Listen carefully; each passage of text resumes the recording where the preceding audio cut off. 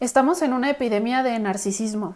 O sea, de eso hablan muchísimos profesionales de diferentes ámbitos, psicólogos, sociólogos, filósofos. O sea, se habla desde diversos puntos de vista de esto porque es algo grave. Se habla de que esto proviene de la cultura neoliberal que nos empuja cada vez más a la soledad. Y al estar empujados hacia la soledad, pues de pronto nos vemos necesidad de ver por nosotros mismos, de volvernos nosotros mismos el centro de nuestra atención, buscar nuestro propio éxito, todo esto. Y bueno, esto tiene muchísima relación, esta gran epidemia tiene mucha relación con el victimismo cultural que estamos presenciando actualmente, porque de hecho el narcisista es un victimista también por naturaleza, ya que el narcisista no puede ver sus propios errores, se entiende él como un ser superior moralmente muchas veces, ¿no? Entonces esta superioridad moral, ¿no? Que de repente los individuos quieren ser así como los perfectos, y no solo eso, los sensores de la población, o sea, no solo soy perfecto, sino también cuando voy navegando por las redes, cuando voy, no sé, en el Facebook, etcétera, yo decido, ¿no? Quién está yendo en contra de la buena moral, de los buenos valores, ¿no? Porque yo soy el que los protege, yo soy el guardián de esos buenos valores, yo soy el perfecto, el que no, nunca falla, etcétera, etcétera. Y este comportamiento lo estamos viendo muy extendido en la población. De hecho, aquí hay algo bien importante que es, bueno, encontré esta definición en este diccionario filosófico que dice el angelismo, ¿no? Es el abuso de los buenos sentimientos en detrimento de la lucidez. Con mayor precisión y desde un punto de vista tópico, entendido por angelismo, un tipo de ridiculez particular que confunde los órdenes como toda ridiculez, pero en beneficio de un orden superior, a ella se está enrollando mucho, pero el angelismo quiere abolir lo más bajo en nombre de lo más alto, pero no puede conseguirlo sino esa base de ceguera o violencia. El caso de las dictaduras, etcétera. Bueno, esta definición se me hizo muy, se relaciona mucho con lo que estamos viviendo, ¿no? Y aquí hay otras frases importantes que decían, quien quiere pasar por ángel hace el estúpido, decía Pascal, y todo ángel, añadía Rilke, es terrible, ¿no? Esto de quererse hacer pasar por un ser perfecto y luminoso no es de una persona ética que se hace responsable de sus errores. Hay muchísimos canales actualmente que están hablando de narcisismo, así como en esta actitud de tú eres una persona que es perfecta, que es muy buena, que es empática, ¿no? El narcisista y el empático, ¿no? Como dos antagónicos, y de repente, no, es que tú eres una persona empática, eres una persona muy inteligente, y de repente hay gente que dice, es que yo como soy muy inteligente, soy superior a los demás, o sea, porque tengo una moral superior, etcétera, los narcisistas me escogen, entonces yo también soy la víctima, ¿no? Entonces es ahí cómo se relacionan, o sea, el narcisista es justamente esta persona que se cree muy moral, que se cree, o sea, que se exalta a sí mismo, porque justamente el trastorno narcisista ya como tal tiene esta característica de no poder sentir culpa, de no admitir los propios errores. Entonces nunca va a admitir el narcisista, nunca va a admitir así como de yo hice daño al otro. No, va a presentarse más bien como una persona con superioridad moral.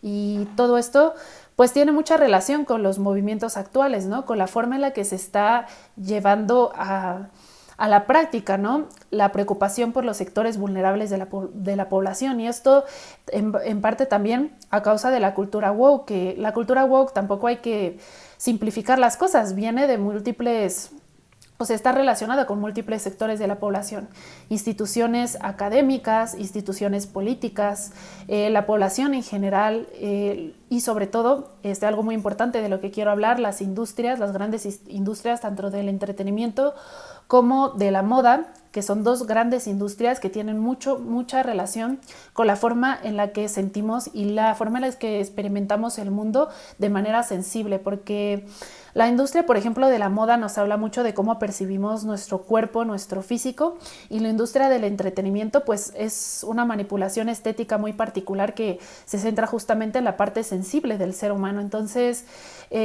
bueno, está, digamos, una gran variedad de aspectos, porque el movimiento woke, hablar de movimiento woke es hablar de una generalización, o sea, es algo que abarca tantas cosas y se vuelve muy complejo decir el movimiento woke es tal, ¿no? El movimiento woke es tal. Depende el sector, depende el grupo, o sea, no hablamos de un movimiento unificado y con una sola cara. Estamos hablando de un movimiento con múltiples caras, y dentro del movimiento woke hay una preocupación que se me hace bastante válida, que es la preocupación por el vulnerable, por la persona que está en una posición de vulnerabilidad. Esto es algo muy importante y es algo civilizatorio. O sea, para que se pueda dar una sociedad, es obvio que nos tenemos que preocupar por las personas vulnerables, y esto por desgracia no ha ocurrido en la historia. Por desgracia ha habido grupos muy marginados, etcétera, etcétera, y actualmente lo sigue habiendo. Entonces, en este aspecto yo comparto con la cultura woke esta preocupación por los vulnerables. Bueno, digo que tiene que hacerse, ¿no? Socialmente tiene que haber esta preocupación. Sin embargo, la cultura woke, pues al pasar por el filtro de las industrias del entretenimiento y del espectáculo, pues se distorsiona bastante, porque para las industrias no es importante esta cuestión de la justicia social, sino lo que es importante es ya saben, el dinerito. Entonces, pues evidentemente, pues todos estos ideales quedan banalizados al pasar por el filtro de las industrias, y lamentablemente estas industrias tienen mucho poder en la psique de los individuos. Entonces, por un lado, estamos hablando de esta epidemia de narcisismo que hace que el ser humano pues se haga cada vez menos humano. O sea, por mucho que se sienta muy humano, es cada vez menos humano. Y justamente esta superioridad moral pues es una característica narcisista, porque una persona realmente crítica consigo mismo no parte desde el juicio absoluto, desde el querer callar al otro o la cuestión violenta, sino del diálogo, ¿no? Del diálogo de la razón, que también es muy importante, no únicamente las pasiones, sino también la razón. Y en esta búsqueda de un equilibrio de poderes también tiene que estar presente lo racional, y porque si no, estos poderes se aprovechan de esa falta de racionalidad del ser humano, de esa falta de crítica del ser humano, y justamente incorporan esta lucha por los vulnerables, porque dicen el capitalismo lo que justamente tiene de defecto es que incorpora todas las luchas sociales y las hace parte de él. Entonces toda revolución es más bien digerida por el capitalismo. Entonces, aquí estamos hablando de la ridiculez, porque es prácticamente una ridiculez, de que los hombres más privilegiados del mundo, más ricos del mundo, están haciendo estas campañas del movimiento woke. O sea, están siendo los principales publicitadores los que publicitan estos movimientos, los que les ponen sus características principales, los que le dan forma, ¿no? O sea, a través de las pantallas, a través de los espectaculares, todos ellos dan forma a la opinión pública, dan forma a estos movimientos, pero estamos hablando de que esta lucha por los vulnerables es digerida por los más poderosos de la humanidad, que son prácticamente los dueños de estas industrias, los que tienen el poder sobre estas industrias. Se distorsiona por completo. Es que no puede haber otra conclusión que una gran distorsión, una grave distorsión. Y se aprovechan justamente de esto para ejercer el poder y llegar a un autoritarismo. Y pues los narcisistas también de niveles más bajos, pues se aprovechan de esto para generarse a sí mismos una imagen de superioridad moral y atacar al otro que consideran inferior moralmente. Y esto claramente tiene una reacción de parte de otras personas que dicen, oye, o sea, a mí no me vas a venir a cambiar mi forma de vida, a mí no me vas a decir qué hacer en mi libertad, ¿no? En mi vida privada, tú no me vas a venir a decir qué hacer, ¿no? Entonces ellos, enojados, pues hacen movimientos contrarios que terminan siendo radicales. Y entonces, como terminan siendo tan radicales como los movimientos, en respuesta, o sea, los movimientos que responden a esto, los movimientos que reaccionan a esto terminan siendo tan radicales, pues lo único que hacen es fragmentar todavía más la sociedad y hacerla más narcisista, o sea, cada uno más apegado a sus ideas, menos dispuesto al diálogo y por lo tanto mucho menos preocupado por el sufrimiento del otro. Entonces cada quien están generando una mayor fragmentación de la sociedad y vemos cómo estos poderosos digieren esta intención civilizatoria de la protección al vulnerable, de una mayor justicia social, y la distorsionan y la generan en una interminable discusión entre dos grupos, cada uno radicalizado en su extremo, en su lado, y lo convierten prácticamente en una ideología que justamente lo que hace es fragmentar más la sociedad y por lo tanto terminar haciendo la sociedad mucho peor, porque justamente la problemática central de la sociedad es esa fragmentación de los individuos. Entonces imagínense cómo está este escenario, que es bastante grave, ¿no? O sea, y bueno, algo muy importante es la distorsión de diferentes términos. O sea, el ser humano es vulnerable, todos tenemos vulnerabilidades, etcétera. Unos están menos vulnerables que otros. La vulnerabilidad es algo más complejo de lo que intentan hacer parecer. Es decir, la vulnerabilidad no es un listado de cosas que tú tengas y que ya digas que eres un sujeto sufriente y más digno de victimizarte, ¿no? O sea, es complejo el sufrimiento humano y lo están simplificando demasiado. Si tú eres una persona con tendencias sexuales diferentes, eres más digno de victimizarte. Si eres una persona con una etnia distinta, eres más digno de victimizarte, etcétera, etcétera. Y no estoy hablando de que todas estas personas se victimicen, sino estoy hablando de que estas grandes industrias, ¿no?, están generando una distorsión de la verdadera idea de justicia social, que es la que muchos de estos grupos están realmente interesados en llevar a cabo, ¿no? Entonces, estamos hablando de distorsiones y de complejidades.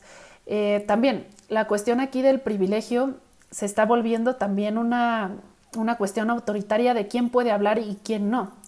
Hubo hace poquito, les quiero platicar que hubo un comentario cuando yo subí el video de lo de Netflix, ¿okay?, de lo de Cleopatra, pues me dijeron que yo no podía hablar de racismo por ser blanca, ¿no? Y aquí esto cae en el ridículo, ¿no? Y cae en esta parte, o sea, es esto mismo que les estoy hablando, ¿no? Esta simplificación de lo que significa ser alguien privilegiado. Bueno, en primera, para que esto se pudiera llevar a cabo como estas personas dicen, o sea, yo soy blanca, no puedo hablar de racismo, de la problemática del racismo por ser blanca, pues hay que tomar en cuenta que las características étnicas no solo son el color de piel, sino la estructura también craneal, el tipo de nariz, el tipo de ojos, y ya estamos tan mezclados que puede haber rasgos. Por ejemplo, puedo tener la piel muy blanca, pero puedo tener rasgos de determinada etnia, la boca de otra etnia, el cabello de otra etnia. Entonces, a partir de qué tono de piel se puede hablar, a partir de qué estructura craneal se va a poner a hablar, entramos en temas racistas, ¿no? Por justamente hablar del problema del racismo, que aparentemente para estas personas solo puede ser hablado desde determinadas etnias. Tendríamos que hacer una catalogación racial para ver quién puede hablar y quién no. Entonces, he ahí la principal contradicción. Lo mismo con los privilegios, ¿no? Porque nosotros no tenemos ciertos privilegios, vamos a callar al privilegiado y vamos a quitarle su libertad de expresión, que es lo mismo por lo que estamos luchando. Entonces, aquí entran en contradicciones. También esta idea de las minorías, o sea, realmente no estamos hablando de que minoría sea sinónimo a grupo vulnerable, porque no es así. Las personas ricas que están en la cima son minorías, pero no son vulnerables. Y por otro lado, las personas que son pobres sí son mayoría. Las personas que están sufriendo violencia económica son la mayoría, y no por eso no son vulnerables. Entonces vean esta distorsión de la razón, esta distorsión de los conceptos que se están haciendo a partir de la ideología woke, que obviamente desde la ideología woke, desde las academias, pues será distinta, ¿no? Será distinto, pero pues claramente la academia no es un mundo, ¿no? La academia de filosofía, etcétera, de humanidades, o desde la psicología, etcétera, no es un mundo aparte del mundo. Entonces existe una manipulación mediática y obviamente esto queda afectado, queda radicalizado también. Entonces, estas son las problemáticas que quería hablar y los problemas del victimismo, ¿no? Otro problema también que veo es que no se puede no puede haber una correcta jerarquización de los problemas sociales a causa de la exageración de ciertas violencias que por ejemplo, cuando se habla de micromachismos, etcétera, etcétera, es importante hablar de esto, sí, es algo que no hay que minimizar, etcétera, pero no se puede hablar de que todas estas violencias tengan el mismo peso, o sea, es decir, no es lo mismo que yo como mujer reciba un comentario discriminatorio de parte de una persona